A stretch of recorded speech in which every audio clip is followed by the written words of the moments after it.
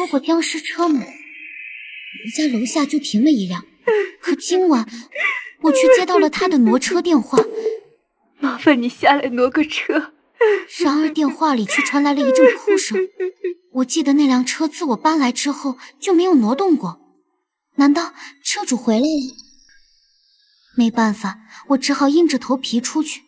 可当我来到停车场的时候，却发现根本没人。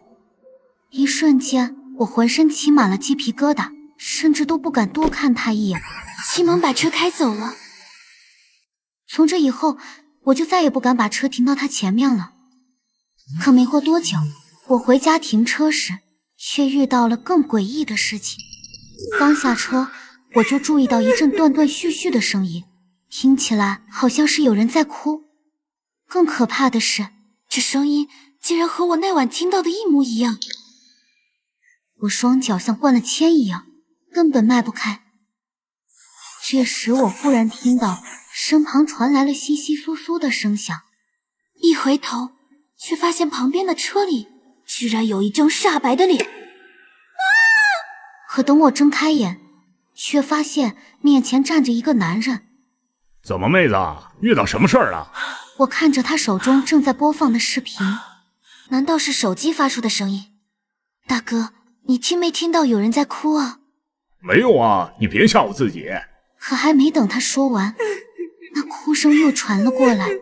这时我忽然感到有人在拉我的衣服。妹子，你别害怕，哥保护你。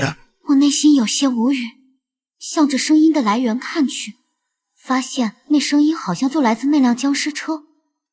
难道那辆僵尸车上真有什么？我和大哥都想知道发生了什么，于是我们一路走了过去。可不知道为什么，我们看到那辆车的瞬间，哭声就停止了。我和大哥相视了一眼，缓缓地靠了过去。我们发现车里面好像有一阵微光，那辆僵尸车果然有问题。正当我用眼神求助大哥的时候，那哭声又从僵尸车传了过来。我吞咽了一口口水，身体仿佛不受控制一样，缓缓地靠了过去。大哥伸出手一点点地擦去车窗上的灰尘，直到我们看清一个披头散发的女人趴在方向盘上。这人是谁啊？突然，他猛地抬起头看向我们。对不起，我只是太想我父亲了，因为这是他生前的车，所以……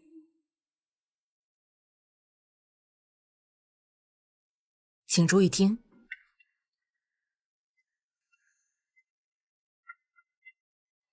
接连几天，墙那边都会发出这种奇怪的声音，就好像是用手指不停扣着墙。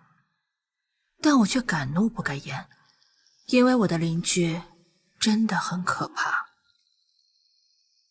第一次见到他是我刚搬进来的时候，男人面对着门一动不动，看起来有些怪异。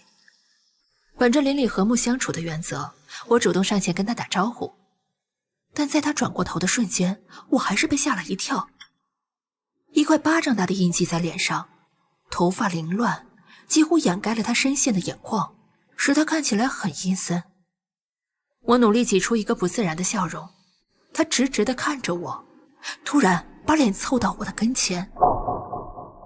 这诡异的行为把我吓得一哆嗦。见识了男人的古怪后，我祈祷着和他不要有任何交集。然而当天晚上，隔壁就传来了敲墙声。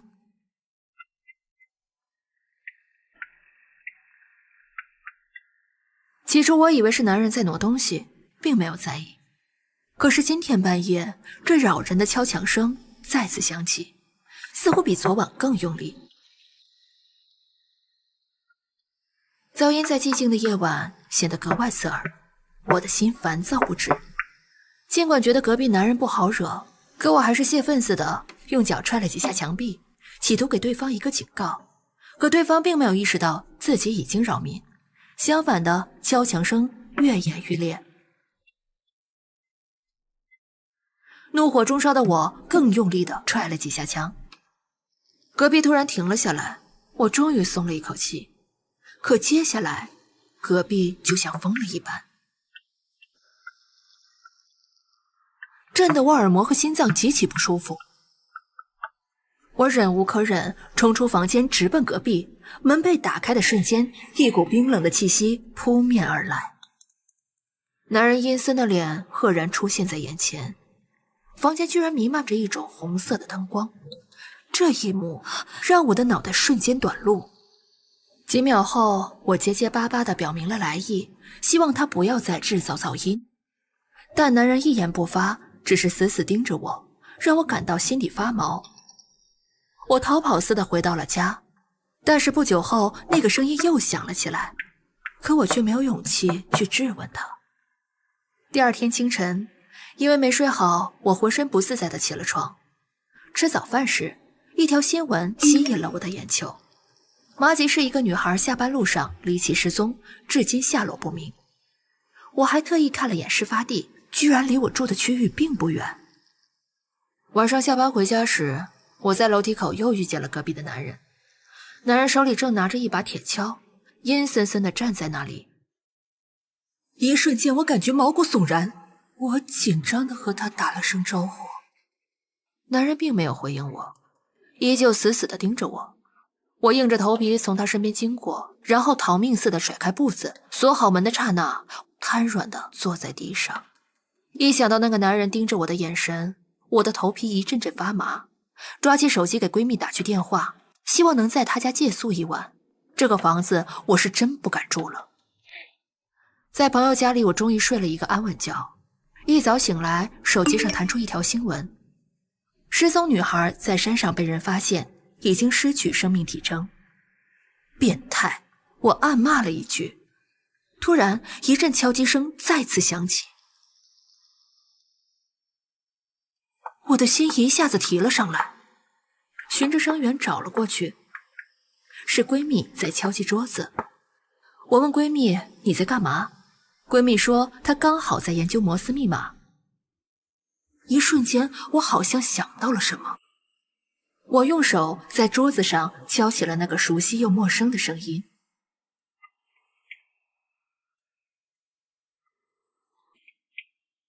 你知道这个声音代表什么意思吗？3长2短3长，这个是 SOS 求救的意思。什么？我因为玩游戏蹭了个网，却让全家陷入了一场离奇的灾祸。晚上我窝在房间打着游戏，正玩得起劲时，网却突然断了。离胜利只有一步之遥的我瞬间火冒三丈，迅速窜到客厅去查看情况。此时爸爸站在路由器前，正面无表情地盯着我。我有些心虚，结结巴巴地问：“怎么没网了？”爸爸咬牙切齿地说了一句：“作业写完了吗？天天玩游戏能当饭吃？”骇人的眼神让我吞了吞口水，小声地说了句知道后，不情愿地回到了房间。书本上的字一个都看不下去，我烦躁地躺在床上发呆。不甘心的我拿出 Pad 继续搜索附近的 WiFi， 看看有没有可能蹭一下。果然有一个叫免费共享的 WiFi， 让我瞬间眼前一亮。我激动地点了链接，下一秒一个网页弹了出来，提示我需要填写调查问卷就可以免费使用网络。我内心闪过一丝迟疑，即将碰到确定键的手指生生缩了回去。可游戏的诱惑让我心里直痒痒，最终还是点了确定键。页面上随即出现了问题：性别、年龄、居住的地区，看到都是些无关紧要的问题。想了想，我便输入进去。系统随即提示还需要1步就可以使用免费 WiFi 了，有些小兴奋，我不自觉搓了搓手掌。这次是一个选择题，以下哪种是你的交通方式？出租车、公交车、自行车、私家车。我随便就点了个公交车。下一秒，网络果然连接上了，速度快得惊人。我欣喜若狂地找到朋友继续开黑。隔天，我顶着重重的黑眼圈起了床，妈妈见到后训斥着我：“哎呀，晚上又熬夜了，跟你爸一个德行。”姐姐也在一旁偷笑，我不敢吭声，坐在沙发上吃早饭。电视上正在播报实况新闻：麻吉市101路公交车发生重大交通事故。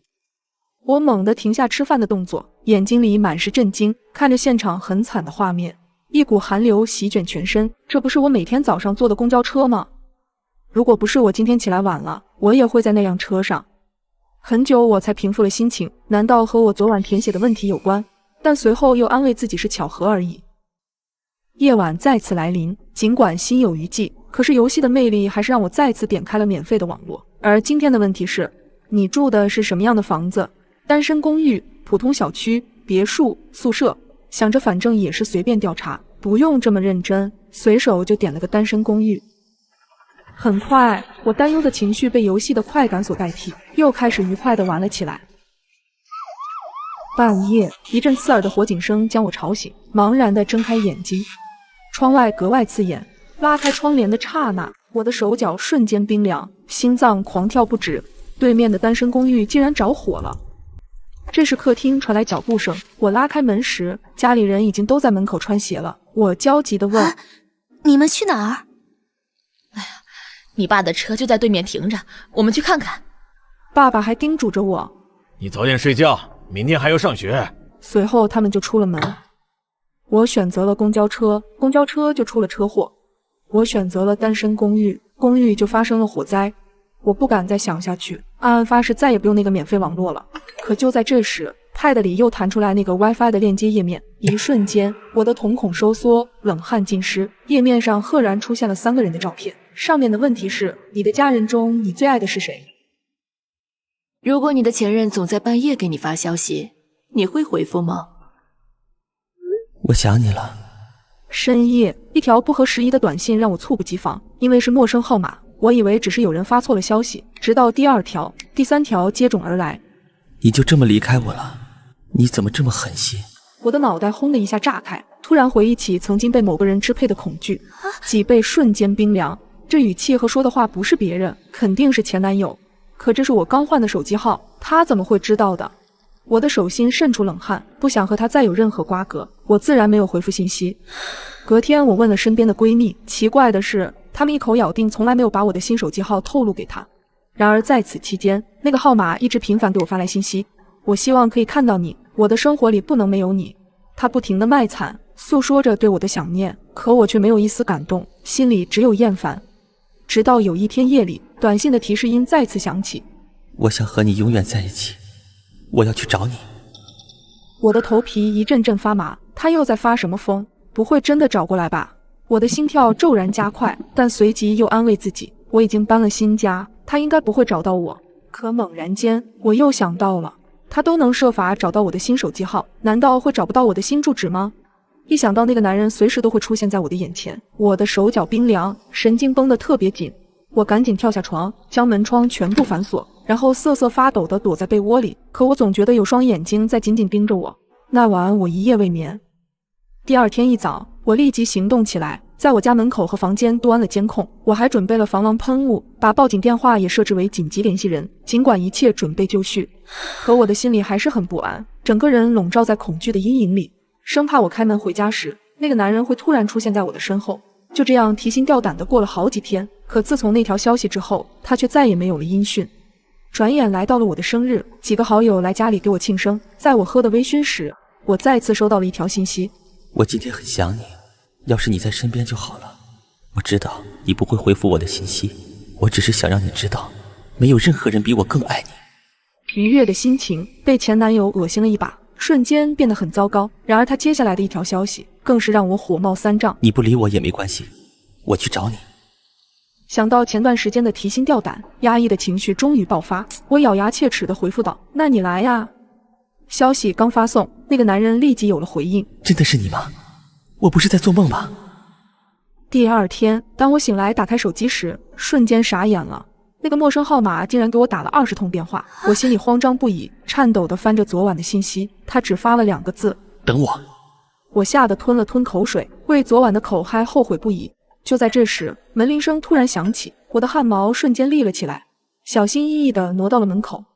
门外竟然站着2个帽子叔叔，我迟疑了一下，打开房门：你好，请问你认识赵子路吗？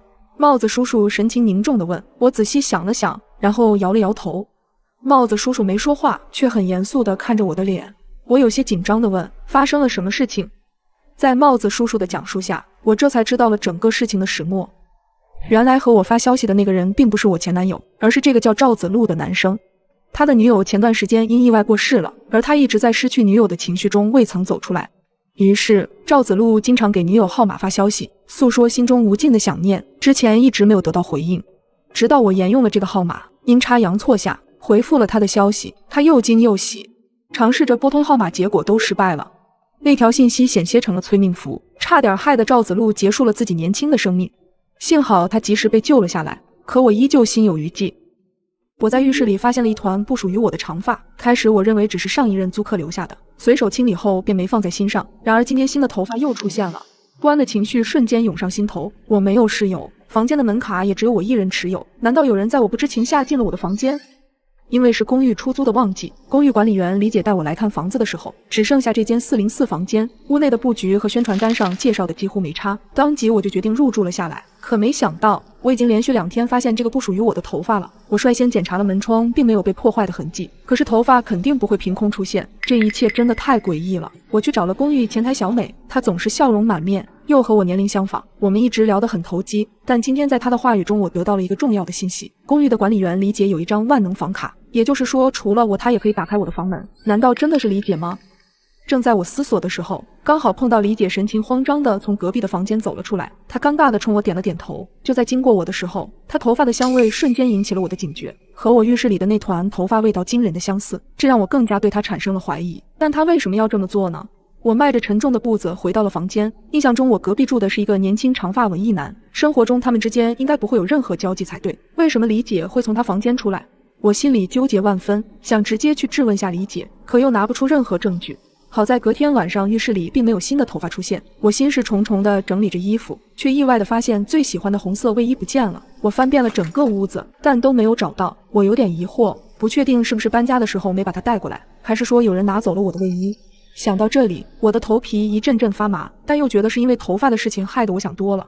我觉得有些压抑，想着出去透透气，顺便将垃圾扔掉。然而就在我刚靠近垃圾桶时，我听到一阵窸窸窣窣的声音。我定睛一看，竟然是住在我隔壁的文艺男。更诡异的是，他身上穿着的竟然是我丢失的那件红色卫衣。我震惊地捂住了嘴巴，难道是他进了我的房间？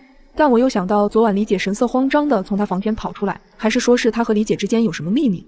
我蹑手蹑脚地往后退去，生怕惊动了他会惹来更大的祸端。路过前台时，小美看出我神情恍惚，关切地问我发生了什么事。我忍不住把心中的疑虑说了出来。小美表示之前从没听过公寓里丢失过任何东西，但又出于担心，便表示晚上可以过来陪我。当晚我格外好眠，而我的房间内也没有再多出头发或者出现什么异常。直到第2天下班后，我忘记带房卡，突然想到小美之前跟我提过李姐那边有万能房卡，想了想，我便给李姐打去了电话。电话很快接通，李姐表示她现在不在，让我去找小美，她知道万能房卡在哪里。我瞬间愣怔在了原地，那为什么小美会说只有李姐有房卡？当晚我做了个噩梦，梦里我回到了小时候，有个女孩一直在喊我的名字。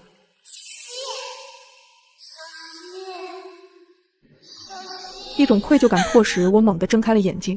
小美不知何时来到了我的身边，她手里拿着我丢失的衬衫，闷闷地开口道：“你还记得我吗？”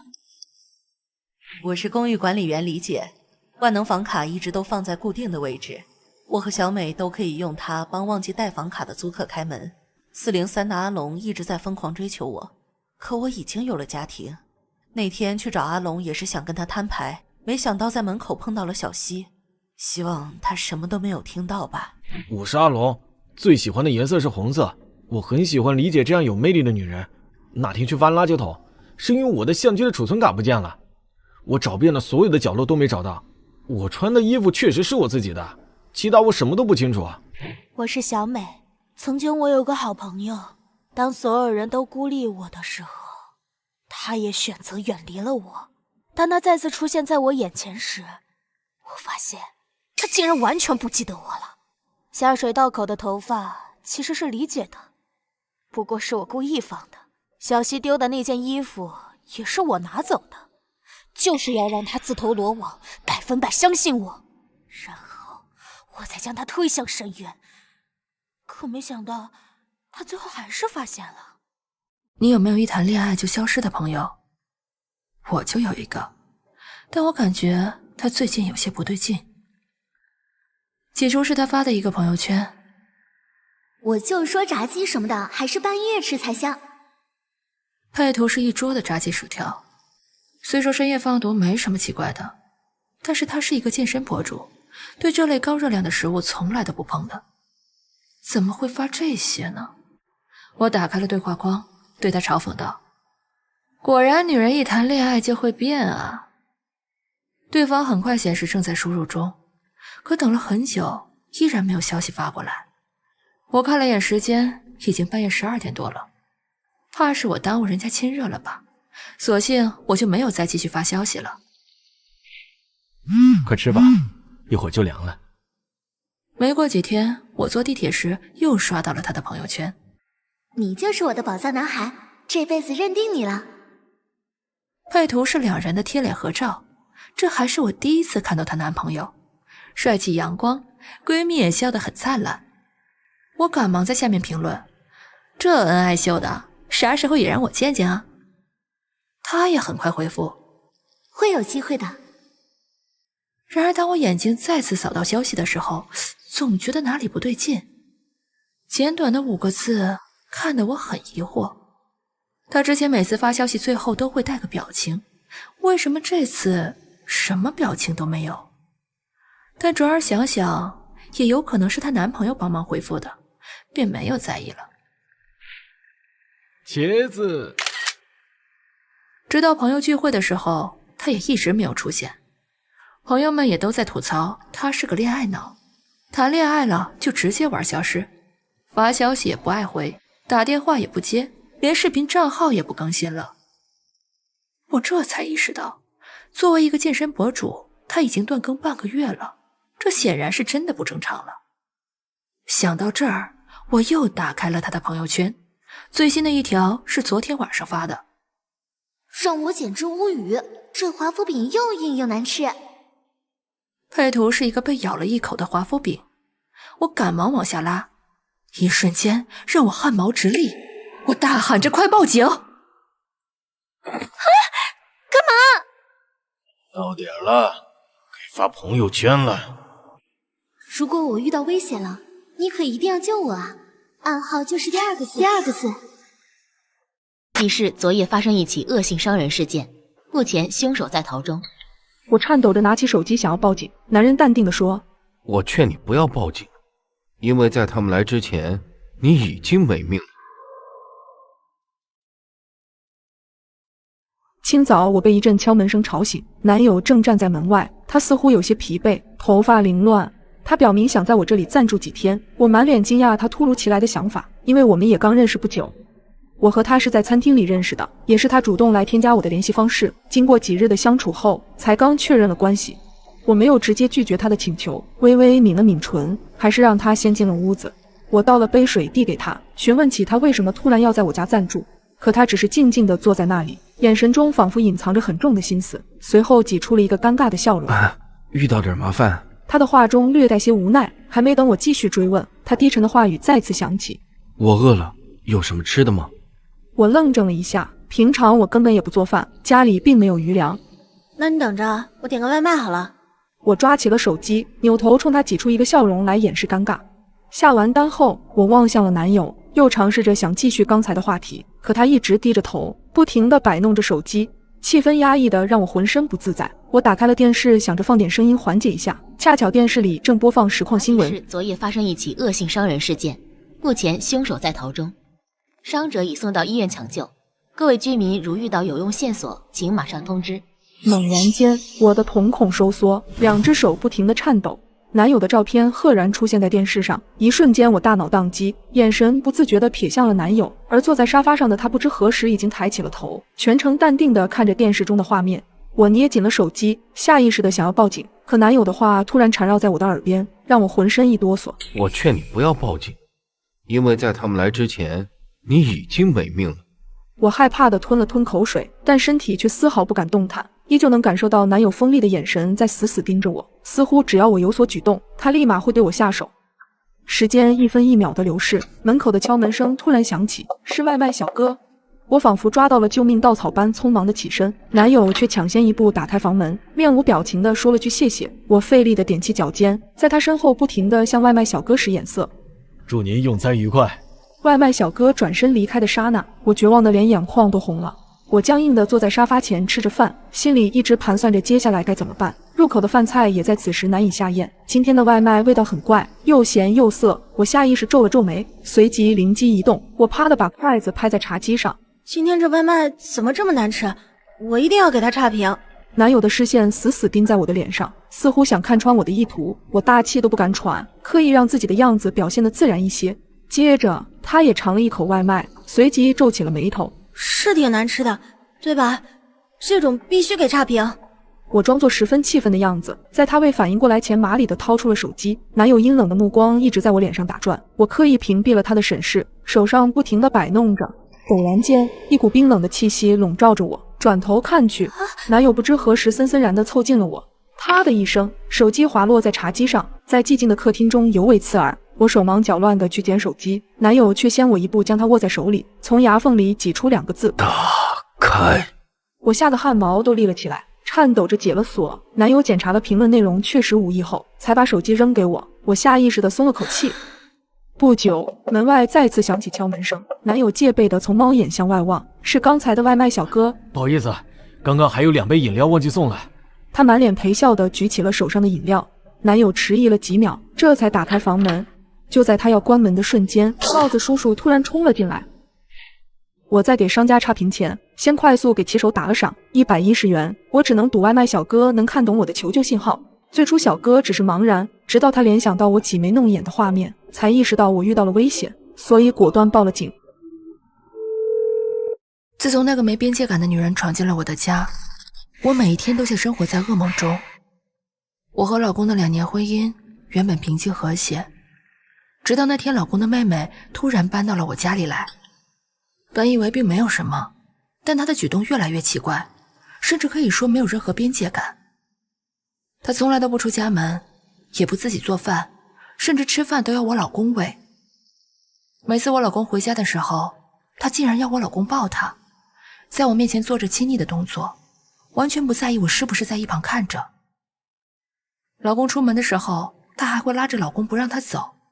我老公走过后，她竟然像个孩子一样嚎啕大哭起来。每个细节都在无声地诉说我才是那个局外人。我终于忍不住地和老公说起了这些，可老公的反应更像是和稀泥，说他还小。最让我忍无可忍的是今晚，他不但要和我们一起睡觉，甚至总是要挤在了我们中间。我实在是忍受不了，直接搬到了客厅。我的世界在这突如其来的变化中分崩离析，一种无人诉说的遗弃和恐惧席卷全身。我要拔掉生活里的这根刺，谁也阻止不了我。医院的走廊上，我如同丢失了灵魂的躯壳，真相如同一道刺眼的光。老公的妹妹或许从未存在，而那个小小的生命是我心灵最深处爱与恐惧的结合，更是对所有人的警示。关注产后心理健康，因为忽视它的代价可能是无法想象的。深夜，我被一阵细碎的脚步声惊醒，我恐惧地畏缩在床上，一颗心提到了嗓子眼。我清楚地记得睡前已经将店里门窗锁好了，那屋外的到底是谁？我下意识地想要开灯，可当我的手触碰到开关时，突然反应过来，如果外面的人知道我住在店里，会不会闯进屋子里对我下手？与此同时，一束光从窗外映了进来，我瞬间屏住呼吸，死死捂住嘴巴，整个人不停地瑟瑟发抖。好在没过一会儿，那束光就消失了。我小心翼翼地翻找着手机准备报警，却发现手机已经黑屏，这才想到昨晚回来的太晚，忘记给手机充电了。悲催的是，充电器放在了外面的收银台上，我急得眼泪都要流了出来，该怎么办才好？大厅里的脚步声越来越清晰，还伴随着细细碎碎翻东西的声音，声音一点一点地敲打在我的心上。我鼓起勇气，蹑手蹑脚地下了床，因为害怕外面的人听到动静，连拖鞋也没敢穿，小心翼翼地掀开玻璃窗的帘子，观察着外面的情况。漆黑的大厅，一个身影正站在收银台前翻找着，嘴里一直在嘟嘟囔囔，可能是收银台里的零钱比较少。他愤怒地用力关上抽屉，吓得我一个哆嗦。猛然间，我突然想起卧室的房门没有反锁，我咬紧嘴唇，悄悄地走到了门口，小心翼翼地扭动着门锁，没想到还是发出一声清脆的响动。糟了！下一秒，哒哒的脚步声再次响起，而且越来越近，他朝卧室走来了。我的心跳再次加快，恐惧和紧张的感觉让我几乎窒息。突然，门把手被他来回拧了2下，多亏我反锁了门，他并没有拧开。嘎吱嘎吱的声音仿佛砸在我的心上，我用力捂住胸口，眼泪不停地往下掉。接连不断的声响起，我的魂都差点吓没了。大的响动让我毛骨悚然，甚至能感觉到门板的碎屑落在脸上。我以为他下一秒会破开门，声音却戛然而止。短暂的手机震动声响起，似乎是他身上的。他好像迟疑了几秒，才响起了渐行渐远的脚步声。就在我准备松一口气时，脚步声竟然又返回了。只是这一次，他并没有再靠近卧室。门外响起没几分钟便没了声响。一阵漫长的等待，我悄悄掀开了帘子往外望去，在确认他确实离开之后，我才彻底松了口气。警察赶到时，我依旧没有从恐惧中走出来，说话依旧哆哆嗦嗦。看到店里被砸了一团乱，我泪流满面。警察同志，会不会弄错了？我平时对他很好的，他怎么可能做出这种事情呢？他是这一代的拾荒者，我记得他第一次来我店里要吃的时，不停地哀求我，我见他可怜，就给他煮了一碗面。那时的他冲我连连道谢。此后的日子里，他总是来店里讨要食物，我也从来没让他跑空过。渐渐的，他把这里当成了自己的落脚点，每天都来吃饭，而且还自来熟的把店里的废品据为己有。他的做法让我心里很不舒服，可是考虑到他身世可怜，就默认了他的行为。前天因为家里突发急事，着急关店门的我便把他拒之门外，但我也没想到这件事竟然让他怀恨在心。